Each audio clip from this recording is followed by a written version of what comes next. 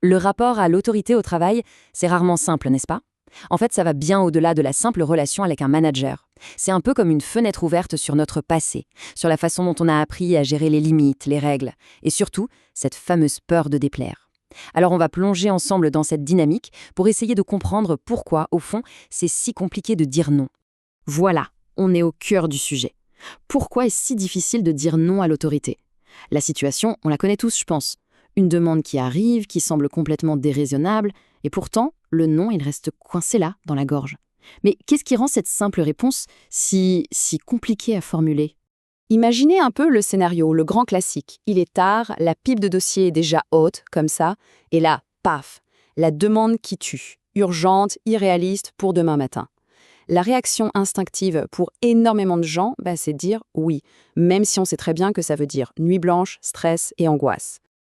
Alors, on pourrait croire que c'est juste un truc personnel. Mais en fait, pas du tout. Ce sentiment, ce n'est absolument pas un cas isolé. Ça s'inscrit dans un contexte bien plus large. Le problème, il dépasse de loin la relation entre une personne et son boss. C'est systémique. Et les chiffres, d'ailleurs, le confirment. Regardez bien ça. En France, on parle de presque un cadre sur deux, 41% pour être précis, d'après l'APEC, qui dit travailler souvent sous pression. Ce n'est plus une exception. Non, c'est carrément devenu la norme pour une partie immense du monde du travail. Et cette pression, bien sûr, elle a un coût. Un coût humain, bien réel. La même étude nous dit qu'un tiers des cadres, 1 sur 3, rapportent des troubles fréquents du genre stress intense, anxiété. Et si on regarde plus large, à l'échelle mondiale, l'OMS estimait déjà en 2019 que 15% des adultes qui travaillent vivaient avec un trouble mental. C'est énorme. L'impact économique, lui, est juste hallucinant. L'OMS estime que la dépression et l'anxiété coûtent à l'économie mondiale, tenez-vous bien, 12 milliards de journées de travail. Perdues, chaque année. Là, on voit bien que ce n'est plus juste un problème individuel, c'est un véritable enjeu de société. Ok, mais alors, quel est le lien avec l'autorité, avec le manager? Eh bien, il est direct. Selon Gallup, seulement 23% des salariés dans le monde se sentent vraiment engagés dans leur travail. Et le point le plus important, c'est ça. Le manager est responsable de 70% des variations de cet engagement dans une équipe. 70%. Autrement dit, la façon dont l'autorité est exercée, ça a un effet direct et massif. Bon, maintenant qu'on a posé le contexte, on va explorer une piste un peu différente, une perspective qui explique pourquoi ces situations nous touchent à ce point. L'idée, c'est que nos réactions face à un boss aujourd'hui, elles sont en fait le reflet d'expériences bien plus anciennes. Le concept clé ici, c'est ce qu'on appelle le transfert.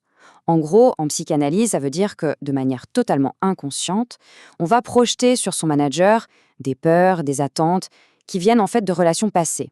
Très souvent, de nos relations avec nos parents, par exemple. Du coup, le manager, il n'est plus juste un manager, il devient quelqu'un d'autre. Et à ça s'ajoute un autre phénomène, la répétition.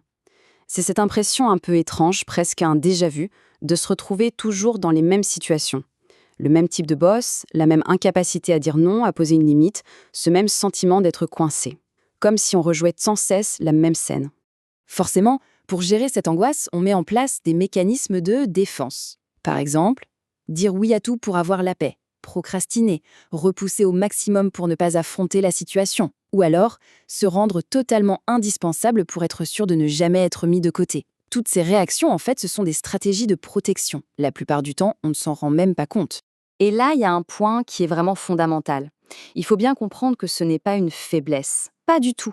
C'est une structure de réponse, un schéma qui s'est construit, qui a été appris. Il s'est mis en place pour une bonne raison à un moment donné de notre histoire, mais aujourd'hui, dans le monde du travail, il est souvent inadapté. Ok, tout ça c'est un peu théorique. Mais alors, concrètement au bureau, ça donne quoi? En fait, on peut identifier 4 grands profils, 4 schémas de comportement assez courants face à l'autorité. Le premier profil, c'est le conciliant. C'est la personne qui va dire oui super vite, juste pour éviter le moindre inconfort, la moindre déception chez l'autre. Le danger, c'est de confondre la loyauté avec le fait de s'effacer complètement, de nier ses propres besoins. Ensuite, on a le dubitatif. Celui-là, il a souvent de très bonnes idées, mais il va les présenter en prenant des pincettes, presque en s'excusant d'exister et d'avoir un avis. Il a ce besoin constant de validation des autres, parce qu'au fond, il n'a pas encore intégré sa propre légitimité. Troisième profil, le suradapté. Lui, c'est un peu comme s'il avait des antennes. Il capte les désirs de son chef avant même qu'ils soient dits. Il devient un pro pour décrypter les besoins des autres, mais le problème, c'est qu'il se déconnecte totalement des siens. Et pour finir, un profil un peu contre-intuitif, le rebelle. Là, c'est l'inverse. Le non est presque automatique. Chaque demande est vécue comme une agression, une intrusion. Le non devient un bouclier pour protéger son autonomie, mais à force, ce bouclier finit par l'isoler. Ce qui est intéressant, c'est que dans les 4 cas, la demande du manager n'est en fait que le détonateur. La différence est vraiment flagrante. Face à une deadline impossible, une réponse saine, objective, ce serait quelque chose comme « D'accord, je peux m'en occuper, mais dans ce cas, il faut qu'on décide ensemble ce qu'on repousse. » Et à l'opposé, il y a la réponse réactive, celle qui vient de la peur, le fameux « oui, bien sûr » qui mène tout droit à la surcharge, à la rancœur et, au final, à l'épuisement. Bon, le diagnostic est posé. Mais alors, comment on fait pour sortir de ces schémas? On passe à l'action. Voici quelques clés pour commencer à reprendre un peu la main sur sa relation à l'autorité. Alors voilà, 5 pistes concrètes. La première, c'est déjà de repérer son propre scénario. Ça se déclenche quand, avec qui. La deuxième, c'est d'apprendre à séparer la fonction de la personne. Le manager a un rôle, il n'est pas là pour juger notre valeur en tant qu'individu. Troisièmement, ça peut aider de se préparer une petite phrase, toute simple pour poser une limite. Quatrièmement, observer son corps. La boule au ventre, la gorge qui se serre, ce sont des signaux. Et enfin, la 5e clé, c'est de travailler sur ce qu'on appelle l'autorisation interne. Se demander de quelle permission est-ce que j'ai encore besoin pour me sentir légitime. Parce qu'au fond, le vrai sujet, il est là. La difficulté à dire non, ce n'est pas forcément une question de courage.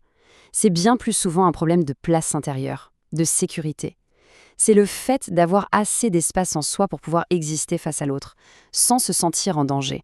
Donc, pour conclure, la question à se poser, ce n'est peut-être pas seulement est-ce que mon manager va trop loin, mais plutôt qu'est-ce que cette figure d'autorité révèle en moi? Comprendre ça, c'est la clé. Parce que grandir professionnellement, ce n'est pas devenir plus insensible ou plus dur. C'est juste apprendre à ne plus mélanger autorité et valeurs personnelles. C'est apprendre à poser une limite tout en gardant tranquillement sa place.